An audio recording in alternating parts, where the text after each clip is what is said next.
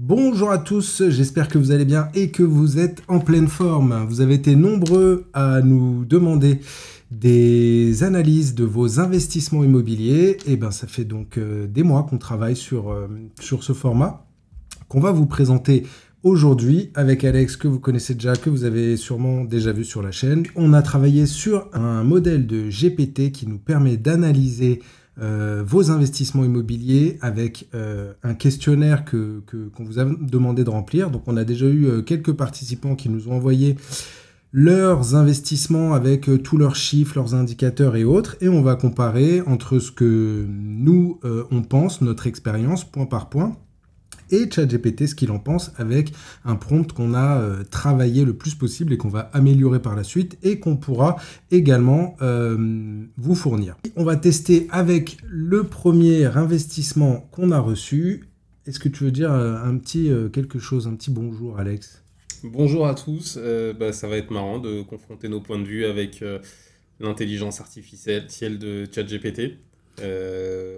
Tout ça, c'est en construction, mais ça va être sympa. Je trouve que c'est le bon moment pour faire ce genre d'analyse. Exactement, donc on a essayé de travailler le truc au max et de le pousser le plus possible avec une partie étude de marché, étude locale, analyse du bien avec tous les chiffres clés, etc., les recommandations, la fiscalité, le financement. Bref, on a essayé d'inclure à peu près tous les aspects d'un investissement immobilier. Donc voilà, on a reçu déjà quelques cas. On va essayer peut-être d'en analyser 3 dans cette vidéo, en faire 3 par vidéo pour pas que ça dure trop longtemps. Et puis on va voir ce que ça donne. On se retrouve tout de suite derrière l'écran. Donc on va prendre au hasard un premier investissement. C'est parti. On est sur un studio Paris 16e, quartier Passy de Romain. Prix d'achat 136 000 euros, 9 000 euros du mètre carré, 15 mètres carrés. Dans ce quartier-là, c'est plutôt très très bien acheté, même s'il y avait beaucoup de travaux. Coût total, achat, notaire, banque, travaux, plus mobilier, 176 000 euros. Donc là, ça aurait été intéressant de calculer le prix au mètre carré sur le coût total. Mais je pense que on a largement de la marge dans ce quartier-là et sur des petites surfaces comme ça. Dans Paris, on peut vite monter sur du 15-16 000 euros. Loyer mensuel, 950. Attention, là, ça serait à vérifier parce qu'avec l'encadrement des loyers, je ne sais pas trop la formule et les choses qui font que tu peux augmenter ton loyer, tout ça. Je ne l'ai pas en tête, mais je pense que ce monsieur n'est pas concerné, ou en tout cas ne se sent pas concerné par l'encadrement des loyers, parce que je sais pas, tu as fait un calcul, un truc? Non, mais là, je dis, ça fait 63 euros du mètre. C'est une petite surface. Les ratios métriques sont souvent très très hauts. Là, on se fait plaisir quand même. Moi, je pense qu'il avait démarré beaucoup plus. D'ailleurs, il avait démarré à 750. Donc on va peut-être pas mettre public ces trucs si jamais le fisc nous regarde, ou la mairie de Paris ou quoi que ce soit, pour pas le mettre dans la merde, parce qu'il a été sympa, il a participé. D'ailleurs, il nous a mis des photos avant-après du projet. On va vous les mettre à l'écran au montage. Au niveau des charges de copro, 120 euros par mois. Fiscalité, LMNP réel, ok. Financement total, 176 000 à 0,90 sur 25 ans. Là, c'est pas mal. Pour le contexte, on était en 2020-2021. Bon, là, on le connaît, le Romain. Je ne sais pas si on l'a dit juste avant ou pas, mais c'est un bien qu'il avait acheté donc, pendant le Covid. En 2020 ou 2021, je ne sais plus, parce qu'il m'avait appelé. Il s'agissait d'une succession d'une tante, une grande tante, un truc qui est une personne mais qu'il ne connaissait même pas. Et je me souviens, il m'a demandé qu'est-ce que t'en penses. Je lui avais répondu si tu l'achètes pas, je me démerde pour retrouver des gens de ta famille et je l'achète à ta place. Donc il n'a pas hésité une seule seconde. Apport personnel, 0, clairement. Stratégie, capitalisation, objectif plus-value et détention longue. Ouais, clairement, là, c'est un bien très bien acheté. À mon avis, je crois qu'on avait fait le calcul. S'il le revendait après travaux, déjà, il pouvait le revendre 200 000, quoi, à peu près, sans problème. Petite étude de marché. Donc, on a demandé, pour avoir un peu de contexte et tout, à ChatGPT de nous fournir, avec notamment l'évolution des prix sur les 10 dernières années, plus 19% sur 10 ans dans le 16e. donc plus 1,8% en moyenne par an. Prix actuel moyen 12 500, mais bon, sur les petites surfaces, on peut facilement aller sur du 14, 15, voire 16 000, plus les surfaces sont petites. Et inversement, données démographiques, bon, on passe rapidement tout ça, mais quartier aisé, CSP plus retraité, tension locative très forte, surtout pour des petites surfaces meublées. Effectivement, tu mets une annonce, tu vas avoir en 48 heures plus de 100 demandes, vacances locatives quasi inexistantes. Ça, c'est l'avantage, voilà, d'investir dans les zones très tendues. Après, le prix au mètre carré est beaucoup plus cher, hein, effectivement. Réputation du quartier recherché, calme, résidentiel, chic, excellente commodité. Analyse, excellente localisation malgré un prix d'entrée élevé. Comme on disait, effectivement, ça nécessite d'avoir les tickets d'entrée sont plus élevés, donc que dans des petites villes où les prix au mètre carré sont moins chers. Je te laisse continuer avec les indicateurs financiers. Ouais, écoute, là ils sont très bons. De toute façon, on le voit en termes de prix au mètre carré, il est après travaux, il est dans la fourchette basse du secteur, donc ça fait que les taux, sachant qu'il s'est en plus fait plaisir sur le loyer, le taux de rendement est de 6,47, le taux de rendement net 5,25 pour du parisien résidentiel meublé comme ça me paraît, c'est le haut de la fourchette quand même. Ouais, c'est pas mal. C'est vraiment le très haut de la fourchette, donc c'est vraiment très bien acheté, quoi. C'est très bien acheté et très bien loué, mais ouais. Après c'est un beau bien, ils ont fait de beaux travaux, donc c'est cohérent, mais c'est un taux très très très très intéressant. Et oui, il parle tout de suite d'une plus-value potentielle estimée 200 000. De 200 000 euros de prix de revente actuel, donc plus-value potentielle estimée de 64 000 euros. Bon, il n'inclut pas les travaux dedans. Non, là, il a pris juste le prix d'achat. Donc on est plus à une plus-value de l'ordre de 24 000, je crois. Ouais. Mais voilà, en 2-3 ans, on est déjà à 24 000 euros de plus-value. Donc c'est déjà c'est un beau bien. Déjà et bien financé aussi, parce que du coup, pas un cash flow sur du pari intramuros sans avoir mis d'apport, ça c'est quand même moi j'aurais même limite tendance à dire qu'il est limite trop financé. Bon, déjà c'était des conditions de financement qui étaient à l'époque, qu'on retrouvera plus maintenant. C'est quasiment gratuit là, 0,90 sur les 25 ans, c'est cadeau. Hein. C'est cadeau, donc c'est très bien financé. Moi, si tu as un peu de cash, mets un peu de cash, comme ça tu réduis un petit peu tes coûts de financement, donc tu augmentes ton cash flow mensuel et tu as plus de gras le jour où tu as besoin de faire un tout petit peu de travaux.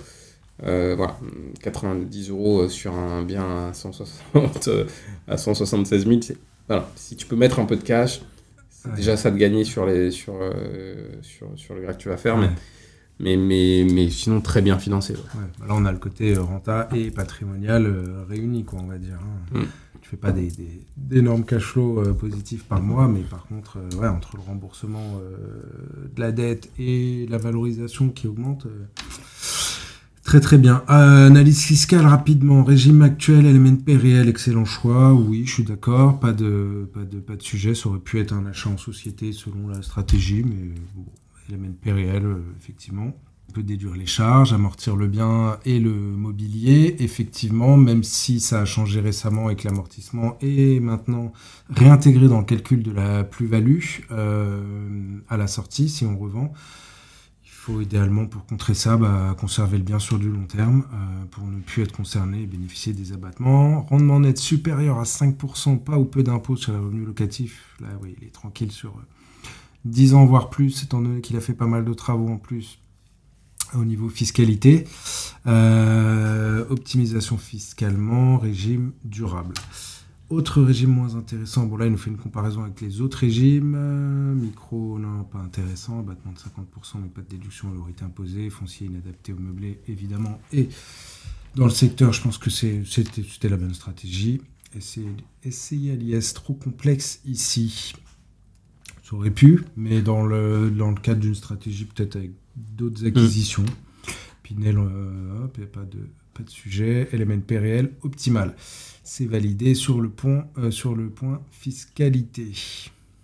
Durée d'emprunt, Là, on a fait juste une petite comparaison des différents scénarios, ce que ça aurait donné sur des durées plus courtes ou plus longues. Bon, là, il a poussé au maximum. Sur des durées plus courtes, il aurait eu plus d'efforts d'épargne. C'est pareil, bon, vu le taux, là, il fallait partir sur des durées les plus longues. Durée actuelle bien choisie pour un cash flow positif, ouais.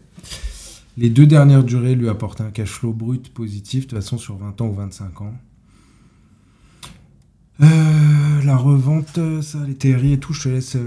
Ouais, là, on lui a fait calculer, basé sur quelques hypothèses principales un peu simples, des scénarios dans lesquels on vendrait au bout de 10 ans, 15 ans, 20 ans, en considérant que, évidemment, que le loyer est indexé selon l'indice de l'INSEE des révisions des loyers, donc qui progresse, qu'il augmente un peu chaque année, que le prix évolue en fonction de l'évolution des prix qu'il y a eu sur les 10 dernières années précédentes, c'est-à-dire que si le prix a augmenté de 19% dans le secteur, là, comme on l'a vu à Passy, dans 10 ans, on considère qu'il augmentera également de 19%. Qui suit à peu près la même courbe, quoi. Il suit la même courbe. Après, ça, c'est évidemment, à chaque fois, c'est des choses à contrôler, quoi. Il ne faut pas se retrouver avec des prix métriques qui sont complètement incohérents dans 10 ans, dans 20 ans, dans 25 ans. Mais c'est intéressant comme base de calcul au début. Et on lui a demandé de rajouter dans les scénarios un petit peu de vacances. Donc, en fonction de si on est dans un marché avec une tension locative forte ou une tension locative faible, il va y avoir plus ou moins de vacances. Donc là, vacances locatives, parce que vacances, Romain, propriétaire, on peut vite... Lui, il est beaucoup en vacances. Il aime beaucoup les vacances. C'est autre chose. Non, là, c'est de la vacance locative. Et là, dans ce scénario-là, on a considéré que c'est un marché qui est très tendu. En plus des surfaces comme ça, c'est très tendu. Il y a beaucoup de demandes. Mais c'est aussi quand même un scénario dans lequel... c'est aussi des marchés, des segments sur lesquels tu as de la rotation. Et là, il nous met une vacance d'1 mois sur tous les 24 mois. Donc, ouais, je pense que c'est à peu près ça, parce qu'il a déjà reloué 1 ou 2 fois, effectivement. Soit il y a un petit coup de travaux, un truc, machin, ou alors peut-être une organisation qui n'est pas optimisée au mieux pour mettre l'annonce avant, etc., et remettre un locataire directement. Donc je crois qu'à chaque fois, il a eu quelques semaines de vacances, le temps de refaire des visites, etc., et de le relouer, et de re-signer un bail. Donc c'est plutôt cohérent avec la réalité, là, pour le coup. Voilà, et donc là, ce que ça nous dit, c'est que basé là-dessus, le profit qu'il ferait s'il revend dans 10 ans est de 83 000 euros sur un bien sur lequel il aurait investi 179 000 euros. Donc, bon, c'est pas mal, hein, quand même. Là où il faut faire très attention, là, le TRI qu'il calcule, il calcule le TRI sur la base de l'investissement global, et donc ça prend pas en compte le financement. Donc le 5,5% il n'est pas du tout vrai, parce que dans le cas de Romain là, qui a mis 90 euros, très clairement 90 euros avec un profit de 83 000 euros, même dans 10 ans, on est sur un TRI de on est sur un TRI de plus proche de 100% que de 5%. Donc il faut faire attention à ça dans le prompt. On va essayer de voir si on peut le modifier. Mais en tout cas, c'est intéressant. Voilà, 83 000 euros. Déjà, dans une vente dans 10 ans, il fait déjà un profit de 83 000 euros. Et dans 20 ans, qui à mon avis plus la détention qui vise, il a remboursé quasiment l'investissement total du bien, quoi. Donc, projet pas trop mal, quoi. Ok, on passe à l'évaluation. Hop. Non, la comparaison, on l'a pas faite. Ouais. Là, il nous fait une comparaison. Enfin, on lui a demandé de comparer par rapport à un livret A. Le livret A qui nous sert du 3% net en ce moment. Par rapport à un TRI. Là, il nous parle d'un TRI de 5,8, mais encore une fois, le TRI est biaisé dans ce cadre-là parce qu'il n'y a quasiment pas de cash qui ont été mis. Oui. Mais bon, c'est déjà plus performant qu'un livret A. Et en réalité, c'est bien plus performant.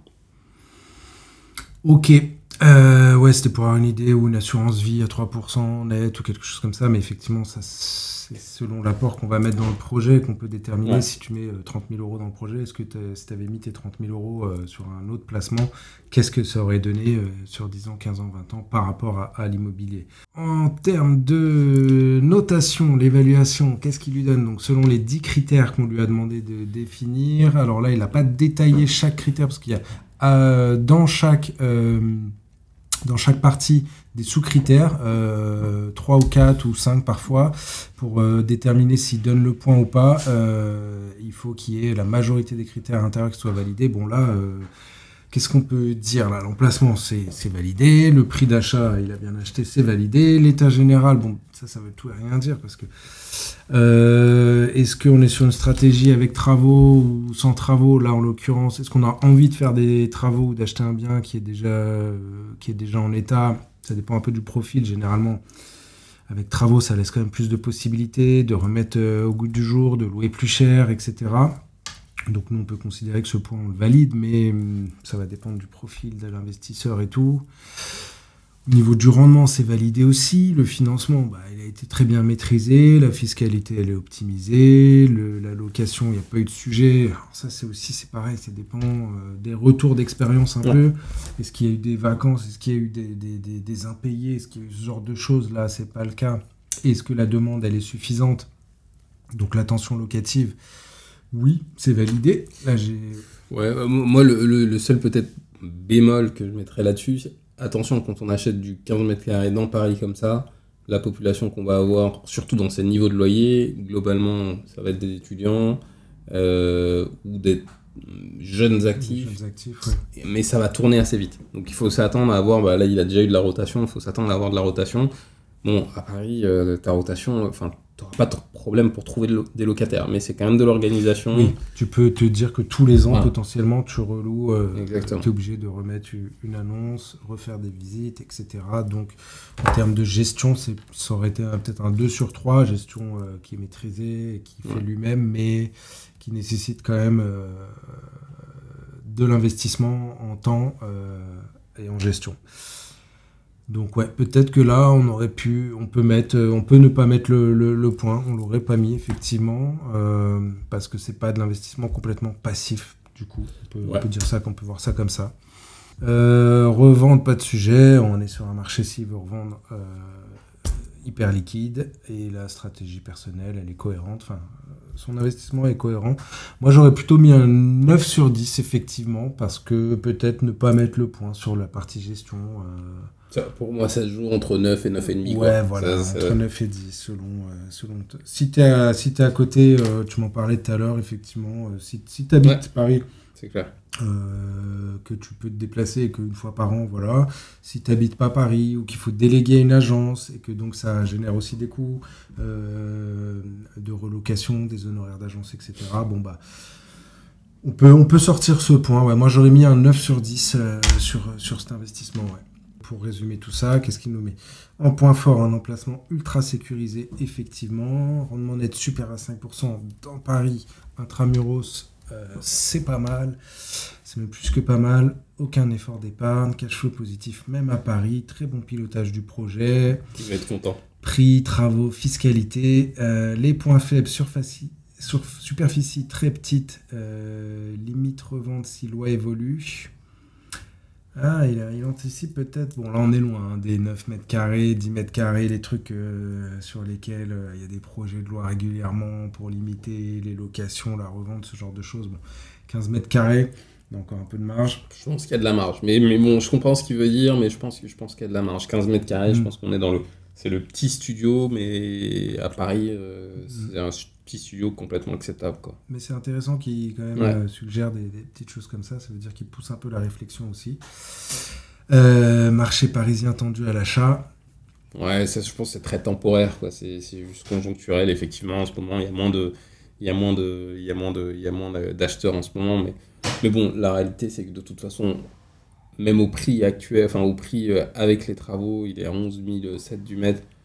Ça reste très cohérent pour un 15 mètres carrés, même dans le marché actuel, quoi. Complètement, ouais. Et en recommandation, très bon investissement, bien structuré, performant et sécurisé, excellente gestion par Romain. Ça reste à débattre. C'est clair. Non, je plaisante. À garder longtemps pour maximiser la capitalisation.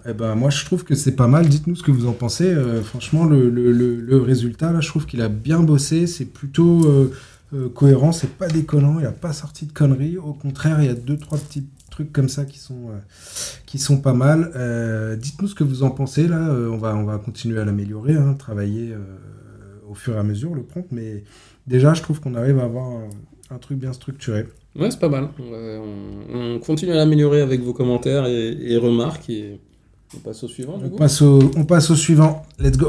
Deuxième cas. Alors, on va prendre Hugo P.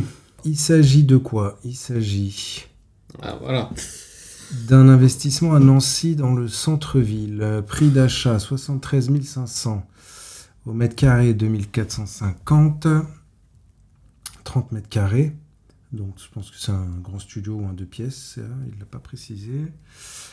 Coût total 83 850 pour un loyer de 540. C'est pas mal ça en termes de rendement, je pense. Charge non récupérable 53 € par mois. Ah, là on est sur un investissement en société, là c'est pas un nom propre, une SAS. À l'IS, donc l'impôt sur les sociétés. Financement 41 000, il y a quand même du coup...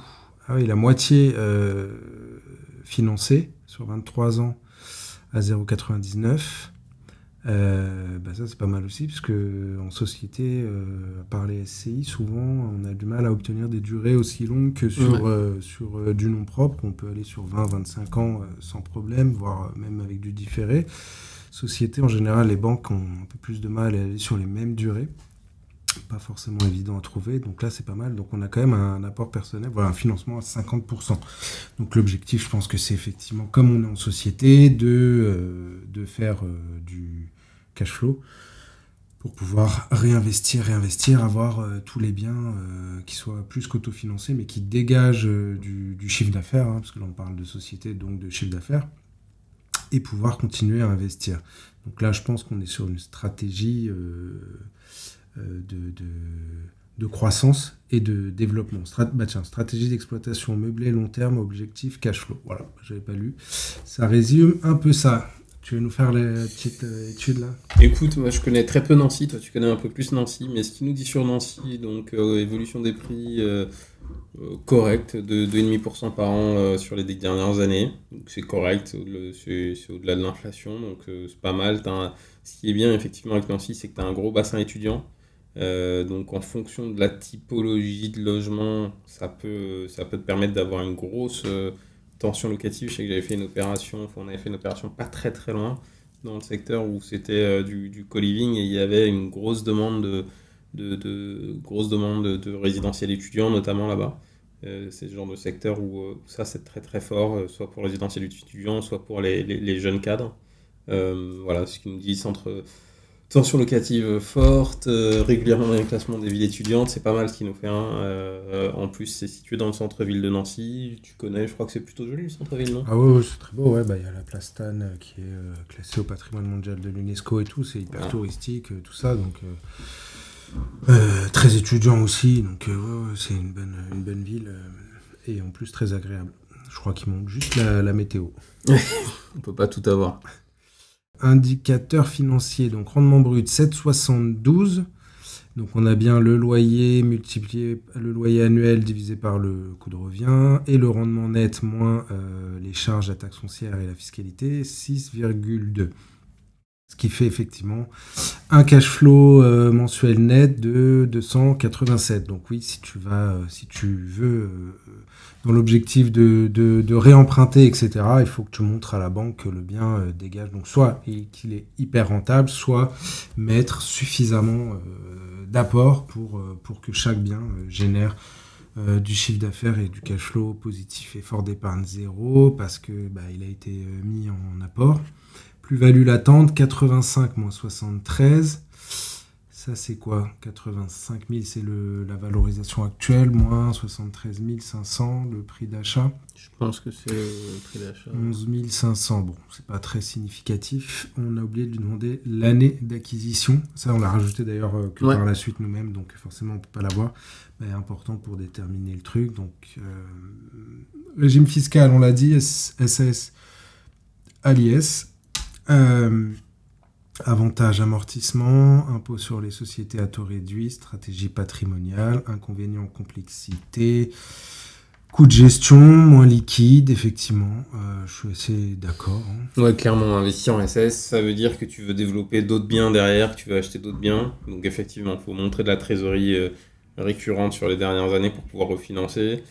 Mais vendre une SAS, c'est plus compliqué. Ça se fait, hein, mais c'est plus compliqué. Donc là, c'est vraiment une idée, à mon avis, de build-up, de créer un petit portefeuille dans sa SAS. Et pour ça, c'est plutôt malin, je trouve. Ouais. Oui, c'est pas l'idée, la stratégie, là, c'est pas de le revendre. Généralement, quand on investit en société, c'est pour plutôt conserver long terme. Alternative, LMNP réel, c'est toujours la même chose, hein, bonne option aussi. Foncier, micro-foncier, moins intéressant vu le loyer. De toute façon, foncier, micro-foncier, c'est un peu les régimes moins intéressants, à moins de faire du déficit foncier, mais c'est quand même beaucoup plus complexe et contraignant aussi, notamment au niveau de la revente. Donc ça peut être intéressant, mais il faut être quand même plus aguerri, quoi. Pas forcément à recommander pour des investisseurs débutants. Choix de la SCS peut être justifié pour une stratégie de groupe ou patrimoniale. Je crois que c'est exactement ce qu'il nous avait dit dans le message, hein, d'ailleurs. Hein. L'idée, c'était d'en faire plein. D'ailleurs, je crois qu'il en a plusieurs. Et de développer la structure. Sinon, LMNP réel, si c'est pour, comme on le disait tout à l'heure, 2-3 investissements en nom propre, sans stratégie de développement ou de groupe ou quoi que ce soit. Là, c'est beaucoup mieux. L'analyse durée d'emprunt, scénario, qu'est-ce qu'on peut dire qu'il a financé sur quoi, 22 ans? 23, oui. 23. Donc, effectivement, plus la durée est courte, plus la mensualité va être élevée, donc l'effort d'épargne important. Là, on est sur 23 ans. Donc, il a été au maximum, je pense, ce qui lui permet d'avoir un cash flow positif maximum. Hypothèse de revente indexée à plus 3% par an. Donc c'est la moyenne de ce qu'on a vu des 10 dernières années. Écoute, c'est intéressant ce qu'il dit. En gros, là pour l'hypothèse de revente, il a reproduit l'évolution des prix qu'il y a eu sur les 10 années précédentes, sur les 10 années suivantes, puis sur les 10 années suivantes, si on va jusqu'à 20 ans. C'est une façon de faire qui est quand même à contrôler, parce que parfois en faisant ça on peut se retrouver avec des prix au mètre carré qui peuvent être complètement ahurissants. Faut faire attention qu'on ne se retrouve pas avec un prix au mètre carré à 5 000 euros à Nancy quand on fait ce genre de projection. Je dis pas qu'on n'arrivera pas un jour à 5 000 euros du mètre, mais à mon avis il faut être plus conservateur. Quand tu es à 2 500 euros du mètre, c'est des villes qui sont assez stables. Donc si tu as des prix de sortie qui sont de l'ordre dans 20 ans de 3 000, 3005, ça peut s'entendre. Mais on a aussi pas mal de villes de ce type-là qui, finalement, sur les 20 dernières années, il y a peut-être eu des évolutions sur 10 ans, sur les 10 dernières années, mais sur les 20 dernières années, c'est quand même relativement stable. Et les prix au mètre carré qu'on retrouve à 2500 euros du mètre, qui étaient à 2000 euros du mètre, sont toujours à 2000 euros du mètre. Bon, sur Nancy, à mon avis, c'est différent parce qu'il y a d'autres drivers qui font qu'on peut considérer que c'est une ville étudiante, c'est une ville qui est super bien localisée, donc c'est une ville qui se développe, donc on peut considérer que les prix vont continuer à augmenter, mais il faut faire attention à ça. Et là, est-ce que les profits dans 20 ans de 83 000 euros sur un invest à 83 000 euros, est-ce que c'est pas un petit peu pushy, quoi? Est-ce que c'est pas un petit peu exagéré? Moi, je serais plutôt, à mon avis... Est-ce qu'il ne calcule pas là par rapport au remboursement de la dette, en fait, plus simplement, plutôt que par rapport à la valorisation du bien, non? Prix de revente indexé plus 3%. Ouais, ce serait ça. Je pense, j'ai l'impression que non. Après, par contre, il intègre les profits dedans. Il intègre les flux locatifs dedans. Ok. Donc, il rajoute les flux locatifs. Et donc, ça fait un total de 83 000 euros. Je pense que c'est un petit peu exagéré, à mon avis. Mais même si on ne doit pas être très très loin quand même avec le flux locatif que tu vas avoir, parce que tu as quand même 283 euros par mois, donc mine de rien, sur 20 ans, tu arrives vite à 60 000 euros, donc non, c'est peut-être pas si exagéré que ça, donc non, c'est peut-être pas idiot. Et c'est avant impôt, en plus, avant fiscalité, donc ça en fait quand même un bon projet quand même. Là, étant donné qu'il y a eu pas mal d'apports, 50%, Ouais. on peut comparer avec un placement s'ils avaient mis ces Ouais, tout à fait. 50%-là dans... D'ailleurs, je dis il, mais c'est une SS, donc il y a forcément plusieurs associés, sinon ça aurait été une SASU. Donc il ou elle au pluriel, comparatif avec un placement à 3%, là, est-ce qu'on a les bons indicateurs? Parce que moi, je ne comprends pas toujours les trucs comme ça. En comparaison avec un placement à 3%, TRI du projet sur 20 ans, environ 8,3%, et comparé à un placement financier avec du 3% net, le projet immobilier surperforme nettement un placement financier passif. Ouais, je suis assez d'accord. Je pense juste qu'il faut faire attention parce que je pense que le TRI est. Enfin, c'est sûr, le TRI est avant fiscalité, et là, du coup, tu vas avoir ta fiscalité qui va gréver ton TRI de 15% au moins. Donc, bon, là, tu serais plus à 7%. Mais ça reste très bien. Sachant que il a mis 50% d'apport là-dessus, hein, donc tu lui enlèves. Enfin, s'il mettait un peu moins d'apport, le TRI serait boosté, mais ça reste très bien. Moi, je ferais juste attention quand on fait ce genre d'analyse et ce genre de prévision de cash flow. Quand on est dans ces villas, bah, tu as fait une vidéo récemment sur les villas de 1000 € du mètre carré. Je vais la faire, ouais. Là, tu vas la faire. Pardon, j'anticipe. Peut-être qu'elle sera sortie au moment de, au moment de cette vidéo-là, mais faut faire attention parce que on prend pas assez en compte l'impact des travaux que tu vas avoir.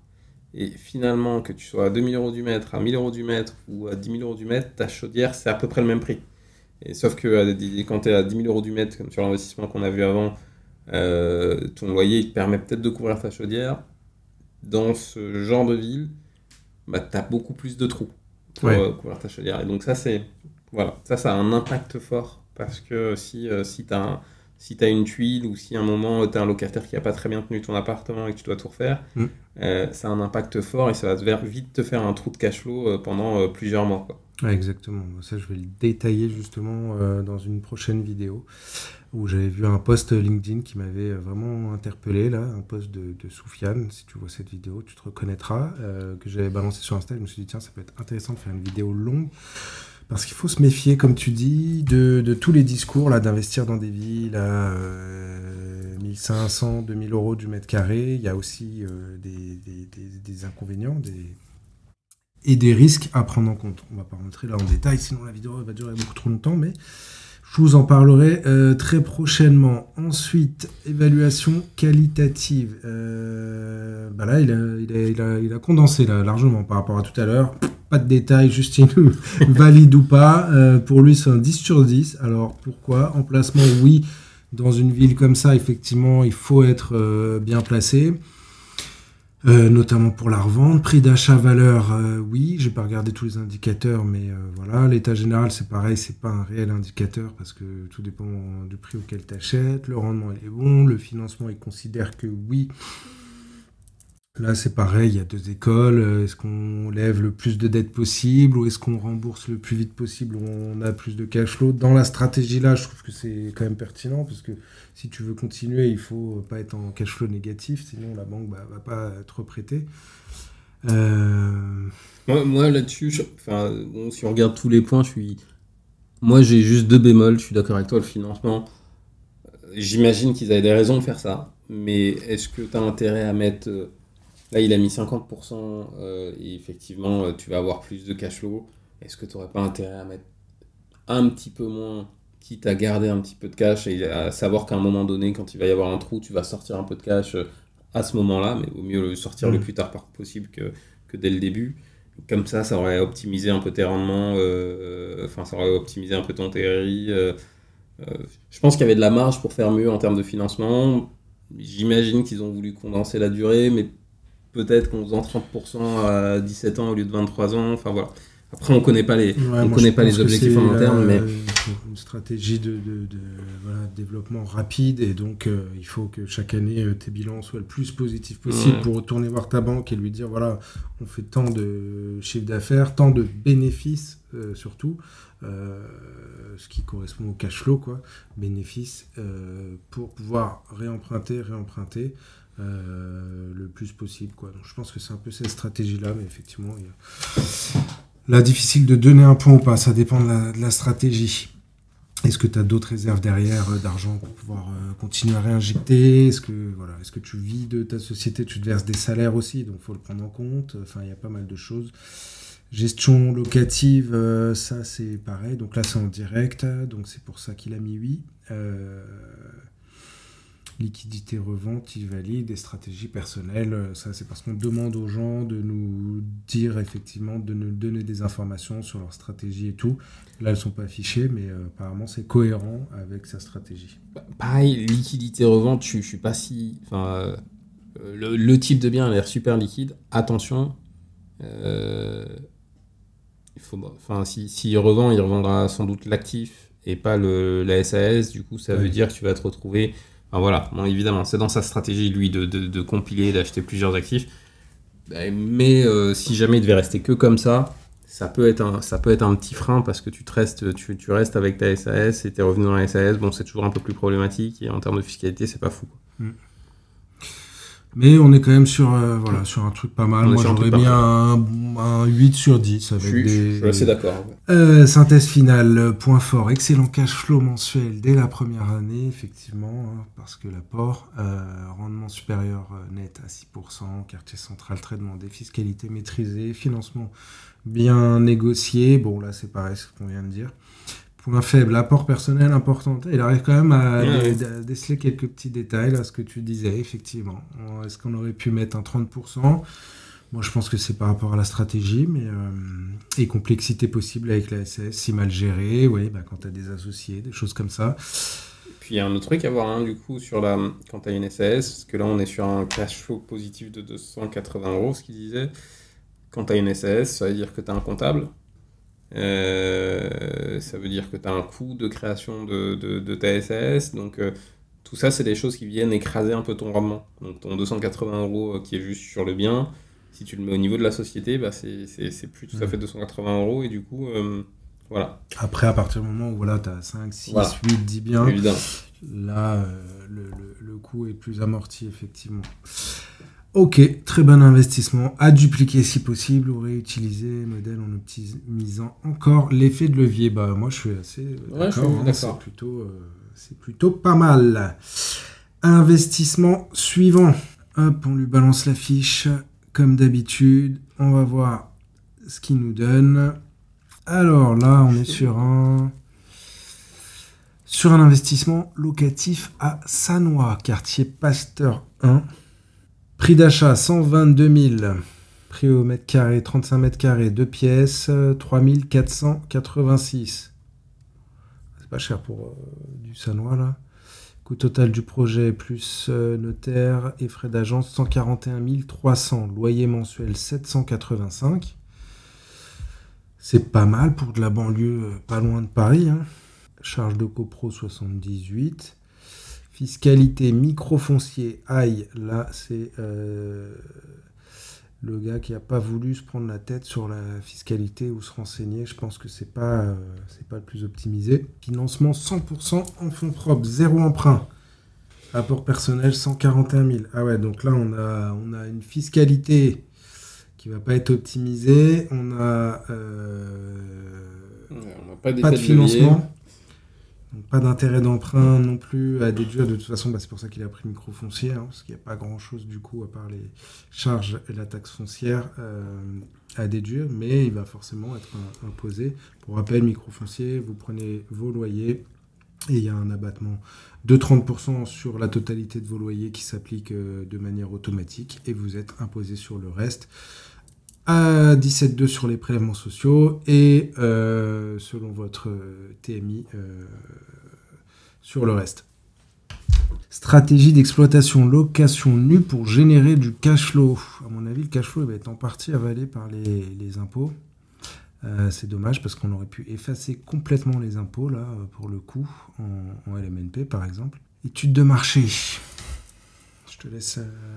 Oui, donc on est sur une ville qui voit ses prix augmenter. Bon, c'est une ville c'est dans le 95, ça doit être ça. Sannois 95. Ouais, c'est une ville de région parisienne qui fait entre 1,5 et 2,3% par an d'augmentation sur les 10 dernières années. Donc c'est très correct, quoi. C'est une ville qui progresse, population stable. légèrement croissante, bassin d'emploi modéré, bon, oui, ok, et tension locative moyenne à bonne, proximité de la ligne J du Transilien. Bon, c'est une ville, Sannois, de ce qu'on comprend, c'est que c'est une ville plutôt stable, quand même en région parisienne, donc toujours avec une certaine tension locative. C'est pas une ville sur laquelle il y a une grosse possibilité de dynamisme en termes de prix, à mon avis. On va pas envisager de la plus-value sur ce genre de secteur à court terme. Sauf si tu as un projet de Grand Paris, un truc comme ça. Je sais pas s'il y en a à ma connaissance. De mémoire, pas grand-chose. Après, t'es pas trop mal desservi quand même. Voilà. T'es pas mal desservi. À mon avis, je le vois comme une ville qui va progresser de manière stable, mais pas sur lesquelles il va y avoir des gros changements en termes d'infrastructure qui vont transformer la ville. Donc, c'est plutôt une ville pour du cash flow stable. Tu sais que tu vas avoir une vacance locative modérée. Donc, c'est OK comme localisation pour faire un investissement. C'est plutôt résumé là. Il a dû chercher un peu le quartier réputation. On lui avait demandé d'aller voir sur les sites là, avec les avis des gens et tout. Résidentiel, calme, apprécié pour son environnement, mais pas un secteur ultra tendu, mais ça suffit quand même pour avoir largement suffisamment de demandes locatives. T'es à combien, je reviens juste, t'es à combien du mètre là-dessus? T'es à 3005. 3005, je trouve que c'est pas mal, hein, parce qu'à mon avis, t'es quand même sur du 4005. Dans le secteur? Ouais, je pense. Hein. Ouais, 4005, voire 5-6 000 dans le récent, quoi. Enfin, les programmes neufs ou autres, mais... Donc ouais, c'est plutôt bien acheté quand même. Je dois être entre 4005 et 5000, je pense, pour des appartements. Un peu plus peut-être pour des maisons. Au niveau des indicateurs financiers, rendement brut 6,67, rendement net 5,36. Pas d'effet de levier. Ce qui va être intéressant, du coup, c'est de comparer avec un placement. Est-ce que là, sur un placement, tu mets 120 000 euros sur un placement financier ou dans des investissements ou autres? Moi, je pense qu'il n'est pas gagnant. Je pense qu'on le verra après, mais moi, je pense que là, il y a en tout cas, il y a des placements sur lesquels, là, si tu as 5,36 et qu'en plus, tu n'as pas optimisé ta fiscalité, ça veut dire que tu vas te retrouver net probablement autour de 3 à 4%. Et ça compte pas le fait que tu peux avoir 3-4% par an, j'entends. Ça compte pas le fait que tu puisses avoir un petit mois de vacances ou 2 mois de vacances parce qu'il faut refaire des travaux au départ d'un locataire. Je pense qu'il y a des années où ça va être moins performant. Tiens, j'avais commencé à lire justement l'analyse des régimes fiscaux. Actuellement, en micro-foncier, abattement de 30% limite la déduction réelle de charges. Donc oui, dans tous les cas, il est imposé à 70%, sur les 70% des loyers restants. Avec une location nue, au mieux, il aurait dû être au réel. Pour pouvoir déduire ses charges, assurances, taxes foncières, etc. Toujours pas les intérêts d'emprunt. Et d'après lui, les charges réelles auraient été supérieures à l'abattement forfaitaire de 30%. Donc, en l'état, aucun crédit ni amortissement ne justifie le réel. Ah non, c'est l'inverse. Ça ne justifie pas le réel pour lui. Le micro-foncier reste adapté.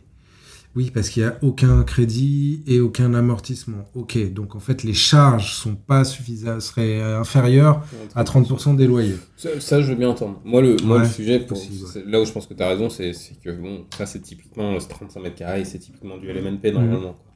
Oui, LMNP complètement. Au réel, pour apporter un gain fiscal important via les amortissements. Ouais. Complètement d'accord. Après, il y a une autre stratégie qui aurait été possible, plutôt que de le financer cash, comptant, pour investir, c'est le prêt in fine. C'est-à-dire qu'il aurait pu placer cette somme-là d'argent, les 115, 120 000 euros sur un support, et en contrepartie, la banque lui aurait prêté les sous pour acheter le bien. Et ça lui aurait permis de faire un effet de levier sur son bien et de placer son argent à un taux de rendement de 3% par exemple net sur des supports. Ça aurait été une alternative judicieuse, je pense. Ouais, c'est vrai que ça on n'en parle pas assez, mais effectivement quand tu as le cash... Si tu as le cash, oui. Si tu as le cash, plutôt que de tout mettre comme ça sans utiliser de levier, utilise le levier bancaire et ensuite faire un in fine... C'est rare, mais les banques le font quand même, surtout quand tu as le cash. Si tu as le cash, oui. De toute façon, moi je considère que l'immobilier, c'est le seul investissement que tu fais. Enfin, l'intérêt de l'immobilier, c'est l'effet de levier, quoi. Ouais. Tu as le cash, tu vas sur d'autres actifs, quoi. Peut-être petite précision sur ce que c'est que l'in-fine, parce que c'est peut-être pas si évident pour tout le monde. L'in-fine, c'est très très utilisé dans tout ce qui est investissement commercial. Hein. À partir du moment où on est sur du professionnel, on fait la plupart du temps de l'in-fine, enfin en grosse partie l'in-fine pour les gros volumes. C'est-à-dire que tu n'amortis pas régulièrement, tu n'amortis pas pendant la durée du prêt ton prêt, tu l'amortis uniquement in-fine, donc c'est-à-dire à la fin. À la fin, ouais. Donc tu n'as juste à payer pendant les traites mensuelles ou trimestrielles que le coût des intérêts. Et qui sont déductibles de tes revenus. C'est là où c'est intéressant. Et à la fin, soit tu revends le bien et tu rembourses le prêt en une seule fois, ou alors avec la somme nécessaire, tu rembourses ton prêt. Ouais. Impact sur la durée, là, imaginons que le bien a été financé à 100%. Ah, c'est pas mal ça, il a quand même eu l'intelligence de faire une simulation avec une hypothèse de financement à 100% pour voir ce que ça donne. Mensualité sur 25 ans, par exemple, il aurait eu 708 € mensualité, coût total de l'emprunt 35 000, donc il aurait eu en tout 35 000 € d'intérêt d'emprunt à déduire sur la durée de détention, enfin sur 25 ans. Donc par an, ça fait quand même plus de 2000 € là, je sais pas calcul en tête, mais presque 2000 quoi, 1700, 1008, qu'il aurait pu déduire de ses revenus fonciers s'il avait été au réel. Et il aurait été en cash flow légèrement positif sur du 25 ans, effectivement, avec un financement à 100%. Donc il aurait pu avoir un juste milieu et un peu d'apport éventuellement. Simulation de revente anticipée avec une valeur annuelle de plus 2%. Ça, je te laisse faire. C'est pareil, dès qu'il y a trop de chiffres, moi, je comprends plus. Ouais, donc là c'est le même scénario. Donc, on lui a demandé de simuler une vente.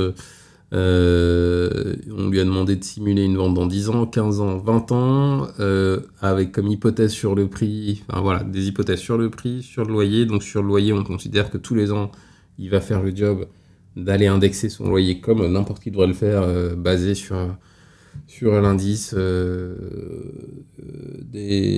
sur les indices INSEE qu'on utilise soit pour les loyers commerciaux, soit pour les loyers bureaux, soit pour référence des loyers pour le résidentiel. Donc là, on a considéré que ce serait 2% sur toute la durée, c'est un taux moyen. Et pour les prix, il a fait évoluer avec une progression de 2% par an, en se basant sur l'historique des 10 dernières années.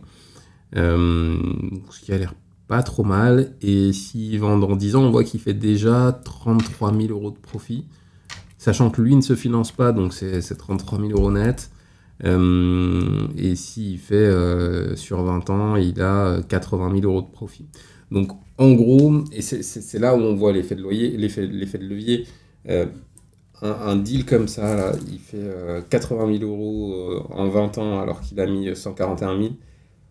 Il n'a pas en 20 ans, il n'a pas réussi à doubler son investissement. S'il avait mis 140 000 € en bourse, par exemple, il aurait probablement doublé sur 20 ans facilement. Donc c'est là où il faut faire ce genre de simulation pour voir si je mets 50% de loyer, en 10 ans, combien je vais générer de profit, en 20 ans, combien je vais générer de profit, et si on met 50% de levier bancaire, pardon. Et là, on est très limité quand on met pas de levier. Effectivement, lui, il avait le cash, donc il avait la possibilité d'aller voir une banque et d'obtenir un crédit, et finalement d'utiliser les 70 000 € restants pour faire autre chose. Et avec 70 000 €, il aurait probablement fait, peut-être pas 33 000 parce que tu aurais le coût de l'emprunt, mais il aurait fait sur 10 ans, il aurait peut-être fait 25 000. Et donc, en termes de multiples, c'est beaucoup plus intéressant, quoi. Donc on le voit là d'ailleurs, hein, ça fait des TRI de 2-3%, à comparer à un livret A, 3% net, aucun intérêt. Ouais. Donc c'est un peu dur, hein, mais globalement, peu d'intérêt. Oui, il aurait pu aussi diversifier, mettre 50-50-50 et acheter 3 biens en levant un peu, finalement, plutôt qu'un seul bien. Il y a plein de choses qui auraient pu être faites. Après, ça dépend aussi des situations personnelles et tout. Je pense que j'ai déjà eu des profils comme ça, moi, hein, des gens qui ont du cash, qui ont des trucs, des rentrées d'argent et tout, et qui se disent... Je sais pas quoi en faire. J'achète de l'immobilier avec, comme ça, c'est bloqué en quelque sorte. Je fais pas de conneries. Je joue pas avec, je vais pas les perdre, etc. C'est bloqué, ça me rapporte un loyer. Il y a beaucoup de gens qui raisonnent aussi comme ça. Hein. Moi, je suis d'accord. Et ça, on le voit aussi beaucoup. Moi, j'ai été un peu dur, mais on le voit aussi beaucoup dans le monde de l'investissement professionnel. Typiquement, tu vas prendre un investisseur, je veux dire n'importe quoi, mais on va prendre un investisseur du Middle East, un investisseur saoudien ou un investisseur qatari, quand il va acheter un bien exceptionnel dans Paris, la plupart du temps, il ne va pas se financer. Mais eux, ce que eux recherchent, et ça peut être ce qu'on peut rechercher sur une partie de son patrimoine, c'est d'avoir une vraie protection dans le temps. Ok, Donc, ouais. tu sais que tu ne vas pas faire un rendement fou, tu vas peut-être faire du 3% par an, à peu près ce qu'il fait là, mais tu sais qu'il n'y a pas de risque d'évaluation parce que tu as acheté un bien qui est protégé contre le temps. Ouais. Donc, il ne va pas y avoir de baisse de prix, il ne Ouais, va pas y avoir de quoi bouclier. qui se passe. Ouais. Voilà. Un peu comme acheter de l'or, peut-être. C'est exactement ça. Dans ces logiques-là, c'est exactement ça. Ouais. Donc, mais quitte à faire ça, je comprends que tu le fasses, mais autant le faire, peut-être que c'est pas à ça que tu fais ça. Oui, quoi. c'est juste que là, c'est pas optimisé. Ça aurait pu être. Il y a des pistes. D'ailleurs, on va voir ce qu'il nous dit juste après. Hein, donc, comparaison à un placement financier à 3%, rentabilité comparable à un placement financier sécurisé, mais avec gestion et risque locatif en plus. Ouais, voilà, c'est bien résumé. C'est-à-dire que l'intérêt de l'effet de levier de l'immobilier et de l'effet de levier, bah, là, on l'a pas. Et donc, pour finir, l'évaluation finale. Emplacement, c'est validé. Prix d'achat, c'est validé. Je pense qu'il a été bien acheté quand même. Hein. 3005, pareil, on a oublié de demander. On les a pour les suivants et les prochaines vidéos. Les prochains cas à étudier. Les années d'acquisition. Important, effectivement, hein, pour déterminer le prix et tout. Mais je crois qu'il nous l'avait dit quand même il y a quelques années. Donc, c'est pas si vieux que ça. Rendement sur le papier, c'est OK. Financement, c'est pas validé. Fiscalité, il met oui, mais pour moi, c'est non. Locataire cible et tout, oui, ça suffit. Gestion locative en direct, on est bon. Liquidité revente aussi. Cohérence stratégique, bah, je dirais non, sauf si sa stratégie, c'est comme tu viens de le dire, de se créer juste un bouclier et tout, mais pour moi, c'est clairement pas optimisé. Donc pour moi, ce serait plutôt un 6 sur 10. Là, du coup, il y a 2 points de plus que j'aurais pas validé. Le DPE en E, ah ouais, tiens, je l'ai pas dit, DPE en E, donc effectivement à prévoir, donc ça fait 1, 2, 3, 4, ouais. Ça serait plutôt un 6 sur 10, 6 sur 10, parce qu'il y a des axes d'amélioration possibles. Qu'est-ce que t'en penses, toi? Écoute, 6 sur 10, je suis assez d'accord. On sent qu'il avait besoin de placer son argent et qu'il a peu réfléchi à la stratégie. Dans ces cas-là, il faut t'appeler. Ouais. Synthèse finale, rentabilité correcte, zéro vacances, emplacement stable, bien placé pour du cash flow, 6 passages meublés, voilà. Après, il a toujours la possibilité de basculer en meublé pour optimiser sa fiscalité, ça fera toujours un point de gagné, ça serait du 7 sur 10. Aucun financement bancaire, pas d'effet de levier. Bon, bah là, on l'a assez répété. Le DPE, je suis assez d'accord là-dessus. C'est pas mal, il commence à être pas mal le prompt. Résultat final, bon, mais à suivre. Potentiel à maximiser avec une mise en meublé LMNP au réel et un refinancement pour dégager de la trésorerie. Pourquoi pas? Complètement raison. Ça, tu peux typiquement le faire s'il veut acheter un deuxième bien. Il va avoir une banque qui lui dit j'ai déjà ce bien, refinancement ce bien-là et achète un deuxième bien. Donc ça, c'est tout à fait possible aussi. Hein. C'est aussi une façon de le faire. Donc peut-être qu'on a été un peu dur et que c'était sa stratégie dès le début. Hein, mais peut-être, dans ce cas, c'est pas dur. Si c'était pas finançable de par ta situation au début et tout, bon bah pourquoi pas t'ajouter des revenus pour ou ça dépend s'il y a d'autres projets, bon voilà. La seule difficulté, c'est que du coup, dans ce cas-là, si tu envisages de te refinancer, notamment pour acheter un bien suivant, c'est sans doute plus simple de le faire via une SCI ou une SAS que via un investissement direct. Oui. Mais bon. Ouais. Dites-nous ce que vous en pensez. Qu'est-ce que vous auriez noté? Quelle note vous auriez donné là aux 3 investissements? Est-ce que vous auriez acheté ou pas? Est-ce que vous auriez fait pareil ou pas? Si vous voulez participer également, on a un Google Form, c'est très simple.